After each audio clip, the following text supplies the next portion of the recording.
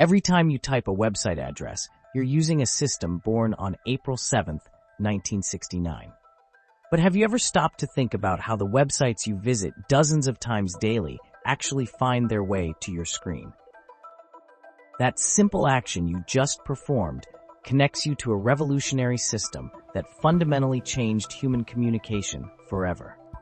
April 7th, 1969. While much of America is focused on the Vietnam War and the recent moon landing preparations, a small team of computer scientists at UCLA are quietly making history. Among them is Elizabeth Jake Feinler, who will later lead the team that develops the domain naming system. The air hums with the whirring of massive computers as these pioneers work to solve a critical problem. Imagine for a moment.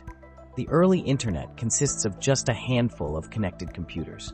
Each one is identified only by a string of numbers, an IP address. To connect to another computer, you need to know its exact numerical address. Dr. Leonard Kleinrock, one of the internet's founding fathers, later recalled, "We had a simple text file that mapped names to addresses. We called it the hosts.txt file. It worked fine when we had just a few dozen computers." But as the network grew from dozens to hundreds of machines, this system couldn't scale. The solution they began developing that day would eventually transform how humans access information. Within 15 years of that April day, the domain name system launches officially, transforming strings of numbers into human-readable addresses.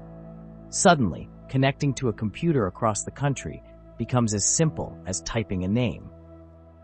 One critical number tells the story. In 1969, roughly 4 computers were connected to what would become the Internet. Today, over 40 billion devices. That's more than 5 devices for every human on Earth.